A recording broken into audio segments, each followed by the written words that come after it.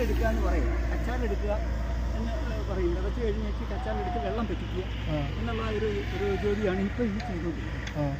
അതിപ്പോൾ ചെയ്യാതെ ഇതൊന്നും വെള്ളമൊന്നും ഓടി പറ്റത്തില്ല. കുഴിയും കുളവും ഒക്കെ ആയിട്ട് കിടക്കുന്ന നിലങ്ങളല്ല. വണ്ടി അടിക്കുമ്പോൾ കുളം വീഴും. അല്ല, ഇവിടെ മൊത്തം നെല്ലായിരുന്നു വിധിച്ചുകൊണ്ടിരുന്നത്? ഫുള്ള് വർഷങ്ങളായിട്ട് നെല്ല് തന്നെയാണ് അത് ചെയ്യുന്നു.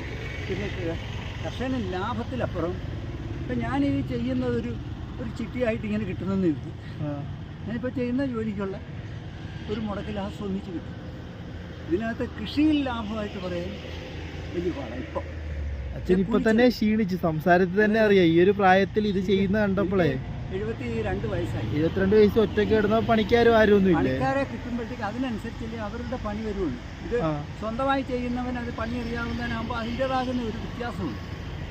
മനസ്സിലായോ? അവരെ കുറ്റപ്പെടുത്തുന്നില്ല, അവർക്കതേ പറ്റുള്ളൂ. അല്ലാതെ അവരെ ഒന്നും നമ്മൾ കുറ്റപ്പെടുത്തുന്നില്ല. ഇത് മറ്റു രാഷ്ട്രീയ പാർട്ടിയെ കുറ്റപ്പെടുത്താനോ ഒന്നും ആയില്ല.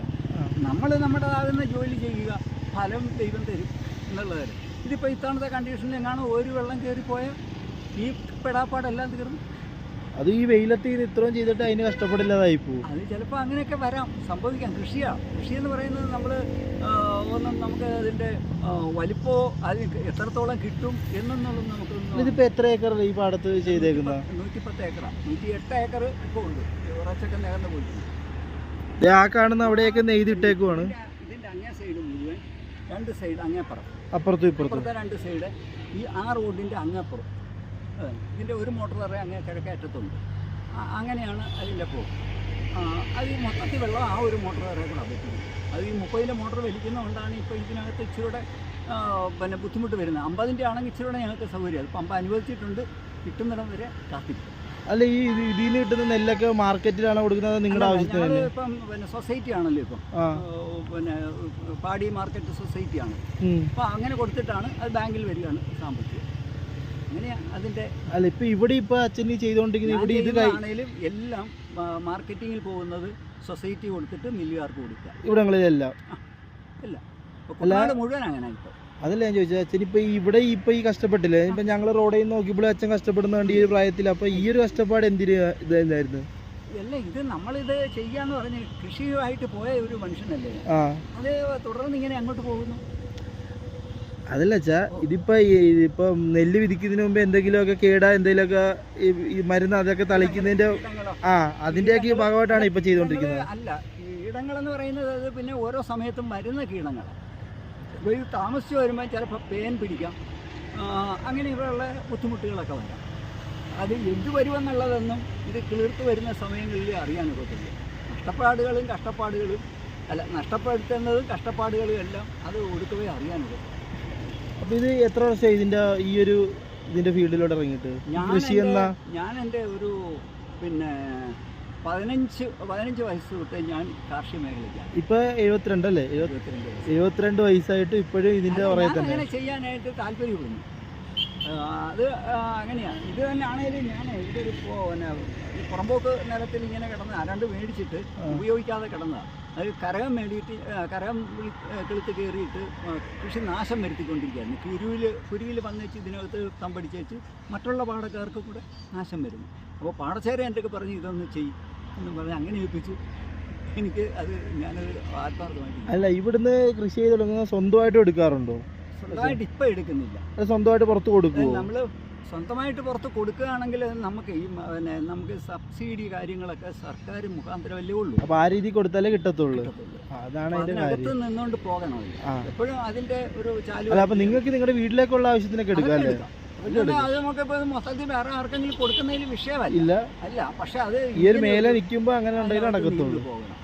അതാ ഇതൊക്കെ ഒരു പരുവത്തിന് ഇങ്ങനെയൊക്കെ കൊണ്ടുപോകും. ഇതിപ്പോ മൊത്തം ചെള്ളയാണല്ലോ. ഇതിപ്പോ അപ്പുറത്ത് ചെള്ള ഇതൊക്കെ വേണം. ഇങ്ങനെ വണ്ടി അടിക്കുമല്ലോ, ട്രാക്ടർ അടിക്കുന്നില്ല.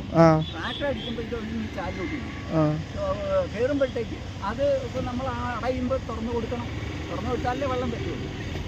ഇങ്ങനെയൊക്കെയുള്ള ബുദ്ധിമുട്ടുകളൊക്കെ. മോനെ, ഇതൊക്കെ വെട്ടിത്തെളിക്കുന്നതിൽ ഒരു 2 ലിറ്റർ മരുന്ന് മേടിച്ച് അതങ്ങ് അടിച്ച് തെളിച്ചതാണ്. ഇതാണ് വൃത്തിയാക്കാൻ വന്നതാണ്.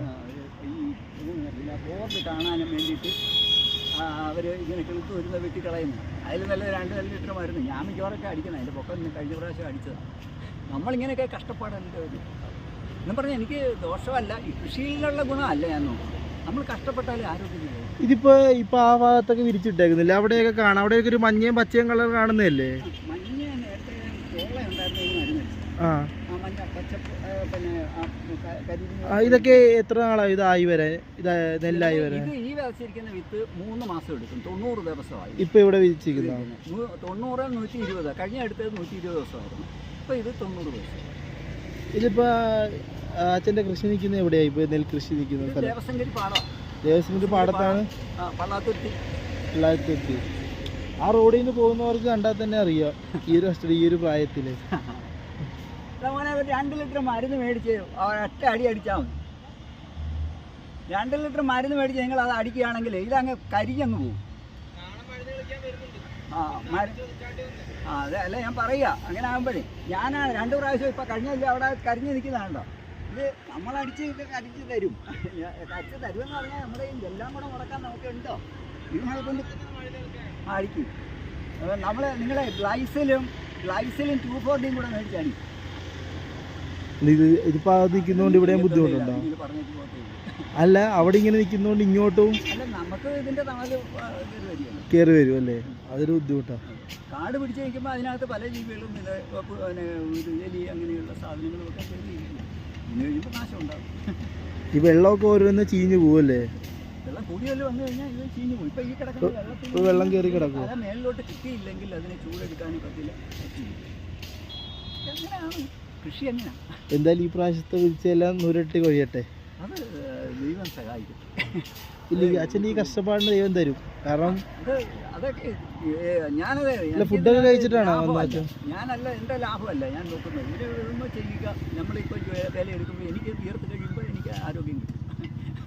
അത് ഏറ്റവും വലിയൊരു ഗുണം. അല്ല ഈ ഒരു പ്രായത്തിൽ ചെയ്യാനുള്ള മനസ്സ്, ഈ ഒരു പ്രായത്തിൽ ചെയ്യാനുള്ള മനസ്സില്ല, അത് തന്നെ വലുതാ. അപ്പോൾ 100 കൊയ്യട്ടെ. ചെളിക്കകത്ത് ഇറങ്ങാനൊരു മനസ്സുണ്ടല്ലോ. ഇത് കണ്ട ഈ ചെളിക്കകത്ത് ഈ ഒരു പ്രായത്തിൽ നിൽക്കുമ്പോൾ ആദ്യത്തെ സംസാരത്തിൽ തന്നെ ഉണ്ട് ആ ഒരു കിതപ്പ് ഇത്രയും ചെയ്തതിൻ്റെ. അതിൻ്റെ ഒരു ഇത് കിട്ടട്ടെ അച്ഛന്. ഫുഡൊക്കെ കഴിച്ചിട്ടാണോ ഇറങ്ങിയത്? ഞാൻ പറഞ്ഞില്ലേ, ഞാൻ മരിപ്പിന് പോയി. അവിടുന്ന് വന്നിട്ട് ഉച്ചയ്ക്ക് വീട്ടിലാണ് വൈഫിന് വയ്യാതിരിക്കുന്നത്. പിന്നെ അവർക്ക് ആഹാരമൊക്കെ കൊടുത്ത് ഞാനും ആഹാരം കഴിച്ചേച്ച് ഇങ്ങോട്ട്. വീട് അപ്പുറത്ത് തന്നെ അല്ലേ? ഒരു പോക്കറ്റ് റോഡ്.